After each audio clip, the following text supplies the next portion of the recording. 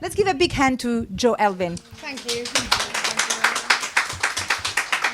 So, Joe, just getting to know you and the amazing journey that you have as a journalist, as a broadcaster, starting this with very baby steps, but then managing to get to the Mail and to big magazines, Glamour and fashion, and top people coming to you to get advice, whatever it takes for us, especially as women, to bring some fashion in our life, to bring some glamour in our life. How did you manage to make this dream come true? I started my career in Australia, where I'm from. I'm from Sydney. I was about 14 or 15 when I became obsessed with British pop stars and British pop magazines and pop culture. And I used to, this is in the days when, obviously long before anything like the internet was, you know, much discussed or even a thing. So I would get on the bus and take the half-an-hour journey to the nearest newsagents and buy the Smash Hits magazine that was 3 months out of date, and, you know, sort of like get all the posters on my wall. But it was like in that obsession that I started realizing that there were people who were being paid to go and meet Spandau Ballet and Duran Duran and Culture Club and all of those people. It was like, my God, people get paid to do this. And I was already, my best subjects at school were things like English and history. And I had always had an aptitude for writing. So once I figured out that I could take writing and make it something that I could make money out of and meet Simon Le Bon, I mean, my God, it was all I wanted to do. But actually, cut to many, many years later, and I'd say the least thrilling thing is meeting famous people. It's like there's loads of other things. But and I suppose, so when I was about, I went to university, I studied hard and got into a degree for communications. Went to a university, but it was while I was at university doing that degree, I started trying to get internships. And I targeted a magazine called Dolly, which in Australia was an institution in the day. It was the teenage Bible, like I suppose like Just 17 was here. And I figured, being young, that might be the place that they let me go and do some work experience, because it was aimed at my age. And I got in, I got an internship there. I was going in 2 days a week for free, and because it didn't even occur to me to ask for money. I was just so excited to be there, opening the post. Oh, can I pause you one moment here, because you reminded me, I started exactly like that. Yeah. And when I started getting paid, you know what I said? Oh my God, they're so stupid. I'm having fun. I'm having fun, and they still pay me. It's crazy, right? Yeah. That was. I mean, I think you're a bit younger than me, but that's the Gen X curse, isn't it? It's like we're just happy to be in the room. Yeah. Not anymore. Yeah. Yeah.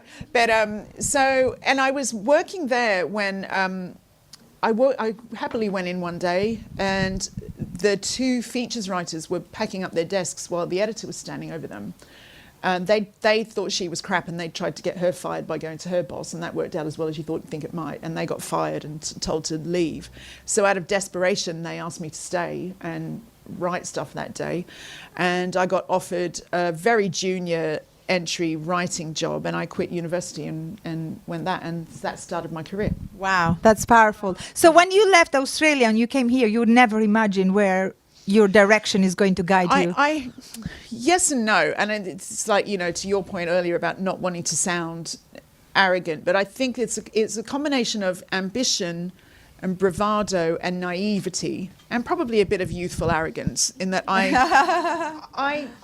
manifested. I picked what I wanted to do was work in British magazines. I didn't imagine that I would end up editing the one that became the #1. But I definitely... well, as they say, be careful what you wish. Yeah, you may see it come true, yeah? I wanted to work here, so I tried, and I had my months of waitressing and working in pubs and sleeping on friends' couches and getting no's and all that, but it was just what I wanted to do. So now, Joe, I'm very curious to know, when you reached your dream and you started becoming a magnet of what you really wanted. Did you hear people saying, "Oh, how did she made it? How did she manage to get this? How is she doing this?" And maybe a kind of jealousy sometimes. I don't know. I'm just curious. Do you know what? Yeah. If that existed, it's not something that really drew my attention. What is interesting in any magazines, there's always competition between magazines.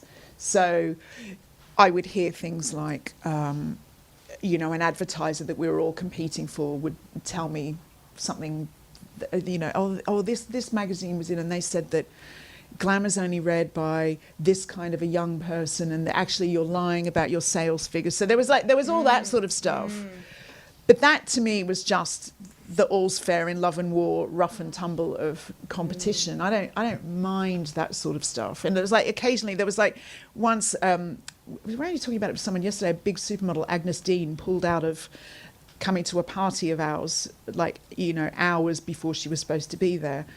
And then she turned up at some other party, and Grazia magazine, which was the big rival at the time, they wrote, oh, you know, when Agnes Dean was back in London and choosing which party to go to, she wasn't just going to choose any old crappy party to go to. And I was reading that and kind of laughing and thinking, well, I probably would have written that too if I was them. You know, it's like there was all of that. But no, I think that I think part of manifesting is not worrying about, don't spend time looking around and seeing what everybody else is doing or saying. You just don't be distracted from what you want to do and what might help you to get it. Absolutely. Yeah. No, but I was very intrigued by the fact that you also use this concept manifestation. You want something and you go for it.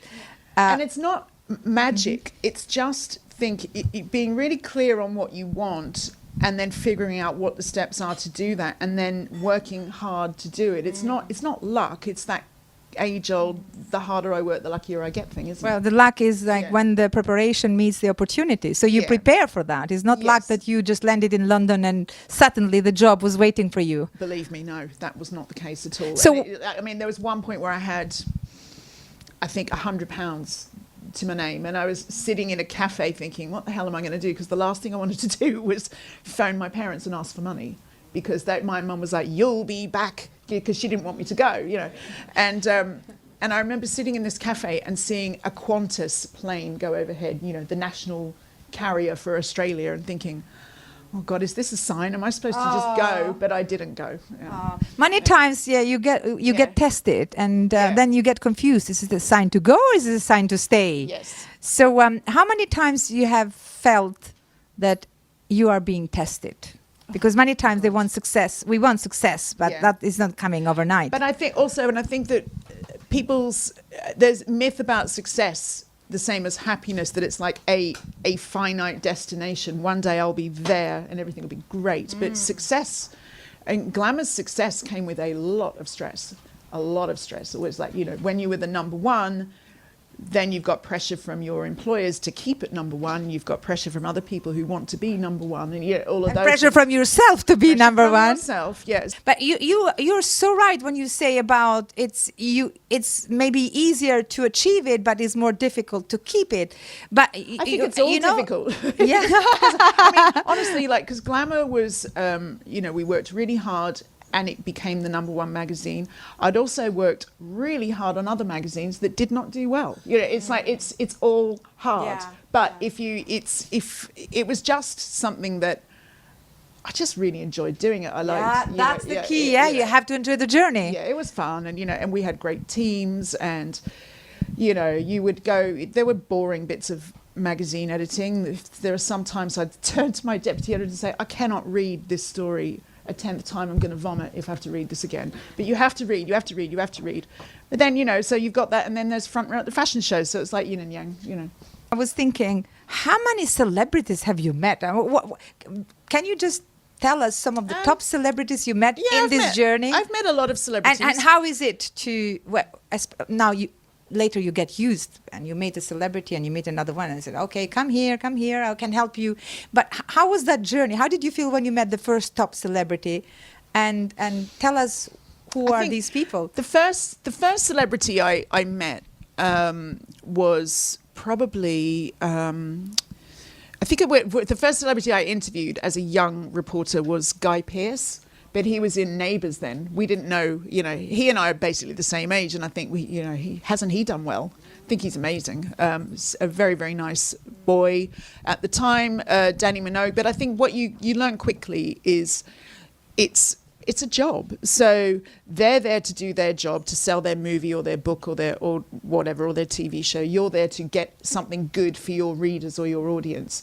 It's not particularly usually a meaningful meeting. I'm not, we don't go around to each other's houses, or it's like it's part of the job. Did you have the pressure from your editorial team that if you go and meet a celebrity, you're going to come with the news, like with a big topic?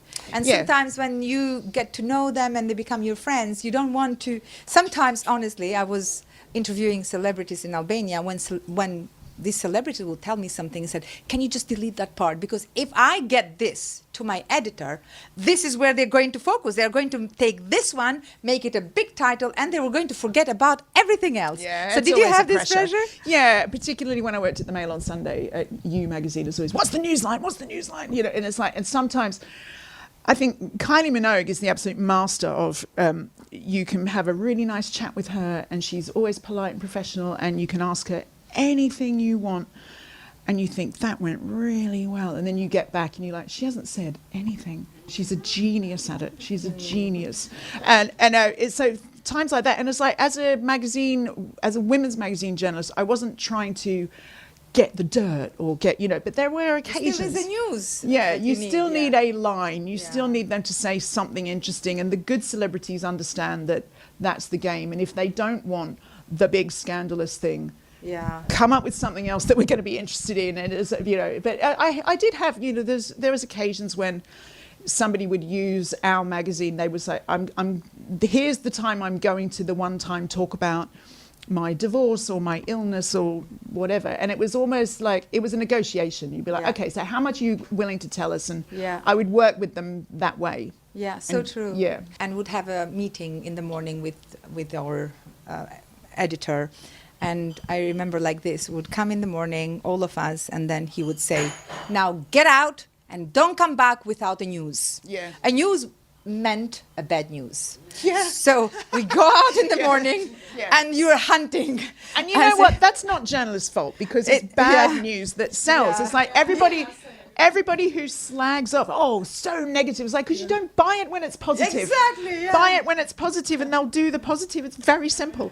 It's like, and then when I became an editor myself, and I had a team of female, because I became the editor of I Am Woman in the top newspaper in Albania, and I would take a group of female writers, and I didn't want to be that bad one, but I would say, darlings, you're going out, let's decide what's the title. So you're going to meet Joe.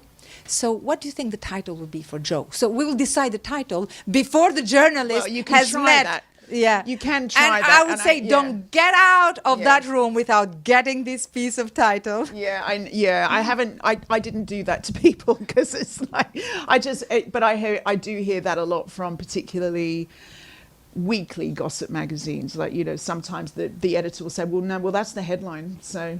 No, we would, honestly would negotiate. And why I'm going somewhere with this, so women in the room will know why we're doing this conversation very soon. Because it's all about getting that news. But then when I became good at it, I would go and interview somebody who was top and say, I don't want to talk about this. And then I would sit down and say, honestly, why do you think this is bad? This is good. I mean, why? And now that's why I tell everybody in the room, why you try to hide it? Tell it, everybody. I got divorced, great. I had a breakdown, great. I failed, great. What's the problem with that? I think I've tried that tack quite a lot, and I think what's difficult when you are a very famous person is that you can go with that attitude. I'm going to be an open book. I'm going to be honest. But then what happens, particularly the way the media is now, and it's so fragmented, and it's everything's online. So that one sentence that sounded reasonable in a paragraph gets pulled out and becomes a global headline and recontextualized. So I understand why they're all like terrified to sometimes say anything, and I understand why they love the advent of things like Instagram and Twitter, as it was back in the day, and things like, because they feel like they can control their narrative. But they do need I think they do need that objective validation. They still, Oh, yeah. you know, I think that a celebrity getting on a platform and telling you that their film or their book or their lifestyle is fabulous and it only coming from them isn't as authentic as using a media platform and having somebody like me or another journalist say, yeah, this is really good. Yeah, So, as seen at the Glamour or as seen at Daily Mail, that has power. Exactly. And you're so right, Joe, because media has so much power. Yeah. I mean, it takes one bad thing in the media and then it takes forever for you to recover that. Yeah. So can you tell us maybe any story that maybe you were interviewing somebody, but in the same time you have read quite a lot of crap in the media, and now you are kind of negotiating with the person what we're going to talk about it? Yeah, I think that, let me think about that. I don't know if it's like a big load of crap or anything, but like I think back in the day, Cheryl Cole used to just get completely pulled apart in the media, so became very, very reticent about sharing anything personal with you, and that made it, you know, I was always getting yelled at by her publicist, always. It was like for no reason. They were just so paranoid about everything.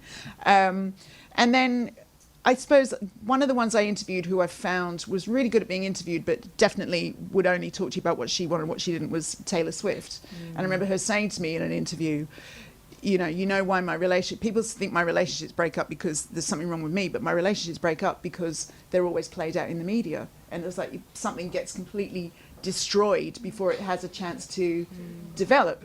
So, so I've been really interested, actually, and I wonder if it's just her getting older and more confident and wiser and maturer, but like she and her current beau, Travis, they just seem to give no fucks. They're just like, you know, yep, here we are. Yeah. So, I mean, and that's quite interesting that I think after being so private with her longtime British boyfriend, Joe. So why am I talking about this? I don't really like celebrity gossip. But anyway, So do you think that, confidence, you think that confidence comes with age as well, Yeah, I think so. And experience for sure. Yeah, just sort of like, you know, she's got nothing to prove to anyone, has she?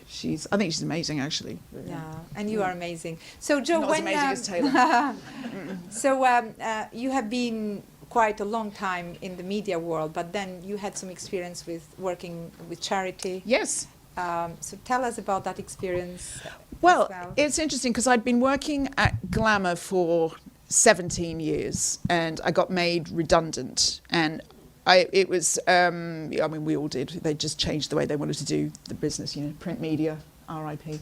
But and sometimes you need somebody to fire you before you take the decision to leave anyway. It was definitely true in my case that I'd become so sort of institutionalized and so fused as my identity. I mean, people today still coming up to me, everyone wants to talk to me about Glamour magazine. Yeah. It was my identity. So I became scared to leave. So as sad as it was, I was very, very relieved when that decision was made for me. And then to my great surprise and delight, I'd only been unemployed a few weeks when I got the call from the Mail on Sunday and asked if I wanted to edit You magazine, which I absolutely did because I'd always looked at that magazine like, I'd love to get, that would be the one to go to. It's like, you know, a big, broad audience, really great fun, a lot of a great variety of stuff you can do. And I did that for 4 years. And I think that it was because of getting scared to leave Glamour, I made a pact with myself not to stay anywhere too long.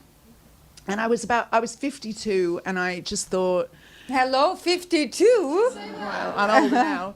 But and I just thought, you know, I don't know if I should grow old here. I don't know if a newspaper is the right place for a woman to get older. And I thought, let's do this. Let's be brave. Just jump. Do this now, because the longer you leave it, the harder it will be. So I just decided to do that, and it was while I was just telling everybody that I was leaving, and I actually was being really honest and saying, well, I don't know what I'm going to do. This opportunity was presented to me to run a charity called Children with Cancer UK. And I did that. I was offered that and allowed to do it on a part-time basis and keep my hand in media, which actually... It wasn't easy. I think, you know, very naively thought I could do that job in 3 days a week. It was more like 8 days a week. But keeping my hand in media definitely helped the charity as much as helped me. Yeah. So it was great. I did it for 2 years. I decided that ultimately I'm really proud of myself for trying it. I'm really proud of myself for putting myself through that huge learning curve. I was there to help rebrand it, to make it more known, to get more celebrity ambassadors and supporters, to launch some different events for them that would give them different revenue streams. And I feel proud that I did achieve a lot of that. But ultimately, it was another one. I thought, this is not where I'm supposed to grow old. So that's why I'm still trying to figure it out. But I'm sort of like, I love that. I'm Now, freelancing now. How we give her a big hand, because it's incredible. I'm still trying to figure it out. So if you still are in that journey, how would you define this stage of your journey? It's just all about curiosity and saying yes to things and exploring opportunities and being really honest with myself about what I want and telling people what I want and not being embarrassed about it anymore. You know, I'd love to go into radio announcing. I'd love to do more TV. And whereas before I used to feel that people would be thinking, well, who does she think she is? Yeah. That now I'm like, well, if you don't say anything. And does it bother you when people say something or try to bully you or try to... No. I mean, have you experienced any difficulty in your career journey where people didn't agree with you or didn't like you or kind of pushed you? Yeah. How do you respond to that? I think that, how do I respond to that? It really depends. I definitely felt... Towards the end of Glamour, it was like it went from being the darling of the company to the problem child of the company, because it was in that market where it was losing advertisers to Instagram, it was losing eyeballs to Instagram. It was like it wasn't luxe enough to attract the big money revenue of something like our sister title Vogue. So we became, so that in that environment, even when we had like wins, it wasn't kind of really acknowledged or noticed anymore, and I found that really difficult. But because I was scared to leave, I just sucked it up and seethed quietly on the sidelines. But so I tried not to let that happen again. Yeah. Why do you think sometimes we know we are in the right place, but we're still afraid to move? It's like earlier I used an expression: if you're not happy where you are, then you move. You're not a tree. Yeah. But how many times we are stuck and we still are scared to get out? Well, I think it's because there's lots of external influences as well. I had lots of arguments with my husband before I left You magazine, because he's somebody who is a lot more risk averse than I am. And, you know, we're both from very working class backgrounds, but he watched his father's, you know, career collapse around him in the wake of he worked in Sheffield in the rag trade industry back in the 80s and lost his job. And, you know, so you've got a lot of, I think if you've got children, if you've got husbands who want to have a say, if you've got the job market, if you've got your age, I can really understand why people build up in their head lots of reasons not to try something. And I think that the thing that I still struggle with, but I tell myself all the time, is that thoughts aren't facts. And I think that that's a really hard thing that we always have to just keep reminding ourselves. Just because you've in your head gone, oh, but that's going to go wrong and that could go wrong and they won't want me, you've got to try and divorce yourself from that and think, is that real, or is that just the running, annoying, bitchy little voice in my own head? And try and... So that's when my antidote to that is just reaching out for help and telling people what I want and getting advice and asking for help. And how are you feeling today, being surrounded with female entrepreneurs? I think it's really exciting. I'm kind of overawed, actually. I mean, you guys being very generous to me about my career, but there are people in this room who've written books and started businesses and all sorts of things that I have not been brave enough to do. And I think it's it's really inspiring. So do you think maybe at some point you'll start your own business? And I don't know. Maybe. I think I'm definitely at the point where I'm not very good anymore at having a boss. So well, excuse me. So I think it's sort of definitely gotten too old and too grumpy for that. So, and I am thinking seriously about a book at the moment, which I'm sort of figuring out exactly what that is. And I want to help other women, particularly women, but not just women, who need confidence in public speaking. So that's where I'm focusing now. So, but Yeah. I don't know if I'm launching a business. Definitely are in the right place here. Yeah, so if anyone wants to talk to me. Oh, yes. Another thing which I know every woman in our community values a lot, how to get more visibility and exposure in the media. Maybe you can share some tips on that? Yeah. What is the I best think, way to approach journalists that are looking for stories? Yeah, I think really try and nail down in 3 sentences what your pitch is. And have the tenacity to be persistent. I think that most journalists will want to help, good journalists who want the story or want your brand, they will want to try and help you. Sometimes, particularly because there are fewer solid print publications now than there were, so those inboxes are completely overwhelmed. So it might not be that if someone hasn't got back to you, it could well be that they're just overwhelmed. So keep trying. There's always a fine line between eagerness and being annoying. But I think that after say like 3 emails being ignored, you could say, I don't want to annoy you. Is there anything about the pitch that is just not sitting right with you? Try to be as mindful as you can about correct targeting.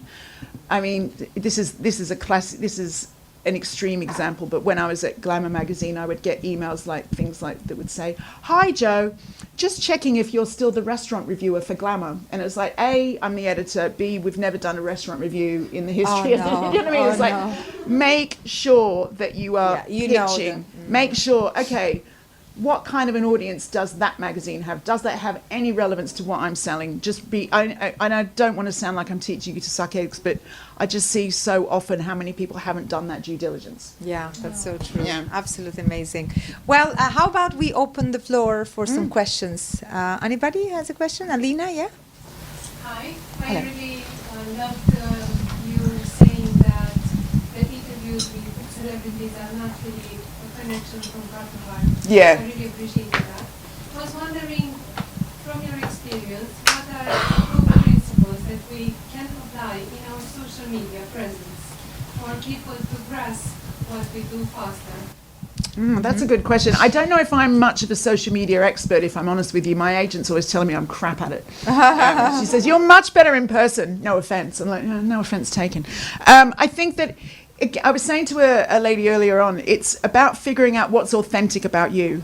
I think that that's the most important thing. And I think, yes, you can look around and see what other people are doing, and I certainly learn a lot from other people's social media accounts. But just aping what somebody else does isn't the same as like figuring out what it is about you, your brand, and how you say things, the language that you use. Just try to find what it is that makes you as much as you possibly can. Thank you. Okay, any other question? Yeah, we have Beth and we have Aelita. At what point in your business journey do you reach out to media? Let's say you're starting out, or how big does your following need to be for someone to recognise you and want to promote what you do? That's a really good question. I think that, annoyingly, I'm going to say it's different for everybody, but I think that if you've got some track record behind you, if you've got some, if like you think about things like when people pitch their businesses at something like Dragon's Den, the ones that tend to get the attention are the ones that have already shown a bit of a track record. They've got an order here, they've got some interest there. Somebody on social media did a great post that bumped it up. So I think that you'll know when actually this thing's really solid now and there's a really good story here. I think that fewer media outlets would be keen on something really fledgling. They'd want to see some progression and a bit of track record before they sort of like take it, because if you think about, there's so much competition for those spaces, and every 2 pages you see in a magazine costs them, at least a couple of thousand to put together. So they want to make sure that real estate's being used on things that they feel like they can go to their communities with confidence are worth reading about. So. Yeah. And Aelita? So I have a question. How do you recommend to overcome? I believe in the past that, I have nothing really much to say. I don't want to waste people's time, either on stage or writing or saying. And how would you help to maybe turn this opinion or this belief, turn it around? First of all, thoughts aren't facts, although I have to tell you, while you were speaking, I was thinking if she ever saw my dressing room, she would absolutely die. It's like, it is a shitstorm. But yeah, there ain't no good feng shui in my house. But anyway, I think that I think we all wrestle with that to a degree. I know I do. I quite often I've got a Substack column, and sometimes I sit down to write, and I tell myself, no one cares. No one cares what you've got to say.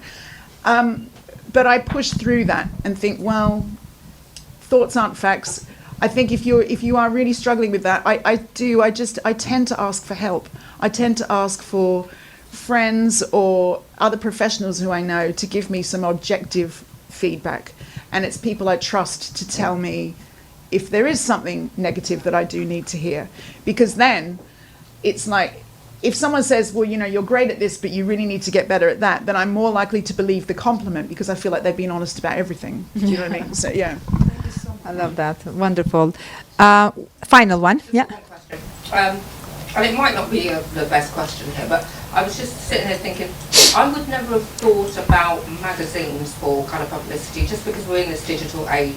Yeah. So what is that reach? What does that reach look like? I'm not expecting you to reel out figures or anything. But it's so interesting, because I lost my job because of the digital revolution. We all know that everyone cares about Instagram and bloody TikTok, which I'm almost medically incapable of understanding how to use. I'm too old. But it's so interesting, though, because even now, if I go on television or Instagram or whatever, I get some engagement and I get some feedback. If I write something like a fashion piece for the Telegraph or the Times, I get inundated. So I can't give you figures, but because I'm not in that world anymore. But I say to my husband who works at the Telegraph, he works online, so I was like, God, every time I'm in the Telegraph in print, that's when I get a big response. So I still think that, again, because of what I was saying to the other questioner, because there's so much of the infinite digital universe, again, when as these publications say this is the thing that we've committed to print, it tends to get a bit more value placed on it by readers because it's more expensive. It's not as easy as it is to shove something online. So it carries that weight still. And Joe, you still write for some top newspapers and magazines. Yeah. So when you write, what is your priority? What are the criteria? Well, for me, it's no whatever I'm pressure. told, whatever they tell me to write, and I write it. Oh, right. Okay. I'm not the editor anymore. I'm just the jobbing writer. But Still, when they give you a job in a topic, you still need people to quote, or maybe you can still pitch, not pitch, but kind of target who are the people who can be part of your article. And it varies. Some of you have really amazing personal stories to tell that really back up your business story. I think that's really important. That's always a fantastic way in, particularly with women's media. It's like the way of the world is women's media loves a personal journey, a tragedy to triumph kind of narrative. That everyone loves that. And I think when it comes to brands, I think it's really hard. But if you can find the heart of the story, the authentic grassroots emotion behind the business story, I think that's what a lot of particularly women's press really love. And I have one more final question. What is your secret to stay so young, so elegant, so fashion, so glamorous? I mean, it must be, don't tell me it's in your genes. Is it something else? That's a very kind question. I don't look at myself that way. I really don't. Excuse me? But look at you. You're so elegant. You can all look at my Substack. I've written about all of this stuff. I wrote about how I didn't have any confidence in fashion or my appearance until I was about 35. And I don't know, I got bullied at school. For God's sake, I don't tan. I can't throw a ball. There was a meeting. They asked me to leave Australia. It was wow. It was like, that's the kind of, basically, it was the law. But I don't know. I think in my later years, because I don't really worry as much anymore about what everybody things. It's made me freer, and I also think that as I get older, I think it's really, really an important part of staying visible is to care about what you wear and how you look and all of those things. It's not the be all and end all. Well, still, top magazines ask you for advice, and you're invited on Good Morning and TVs to give advice what to wear, what colors, what's fashion. So you still are one of the top experts to give Thank you. advice for fashion. I'm obsessed with clothes. I love getting dressed. I have too many clothes. I shop too much. Who has that syndrome here? So I've got this, I do this thing on Instagram called Week on a Wall, where I plan the outfits for the week and put them on. And my husband keeps threatening to start his own hashtag called shit on a sofa. Yeah. Week on a wall, shit on a sofa. Close your eyes, close your ears, feng shui lady. Well, I can have more and more and more. Has it been inspiring? Okay, one more, because we have a fashion lady here. Excited to ask this. I feel like Anna Wintour's sitting in the front row. Look at this lady. Yes, it's amazing. I mean, I'll start by saying, first of all, I want you to know you're very beautiful. And stop saying you're old, because you're not. You just walk into the building and your aura is so fabulous. Thank you. That's what I want to say first. And secondly, you said something about this company, like when you're doing something like being in the magazine, the Glamour, that you've been working, and you felt like even when it was going down, you couldn't leave. Because you have that responsibility, you've been there, and you're feeling like, oh, if I leave, is it sort of betraying or something, you stick there? Was that? No, it wasn't a betrayal. It was, I felt like that was the only thing I was capable of doing. I felt like when I wasn't the editor of Glamour, it would be like I died and no one would pick up the phone or answer an email anymore. That's how fused I was to the idea. I mean, my own daughter only ever knew me, as the editor of Glamour. She was born 5 years into my tenure there. So it was like, so it just felt like a really difficult thing to extrapolate myself from that identity. You remind me the story of the cow. Who has heard me telling the story of the cow? You have to kill the cow. I will tell that story. Sometimes we get very scared and we don't kill the cow. Yeah, I feel that sometimes, because this happened to me sometimes when I'm somewhere. I feel like even if I have a better opportunity, and I'm thinking about, It's tough. I'm feeling like, okay, leaving is going to be like letting people down, or I'm scared, So when you said that, I just saw myself, like, I have that many times. Like, Well, I used to sometimes feel a great betrayal when people resigned. And I just think, and take it really personally. But you know what? Everybody's career is their own business. Everyone should look out for themselves first. So, yeah. Well, we have come to the end, and I'm so, so grateful for Jo Elvin to come and share her inspirational journey with us. It has been amazing. Thank you so much. Amazing. And would love you.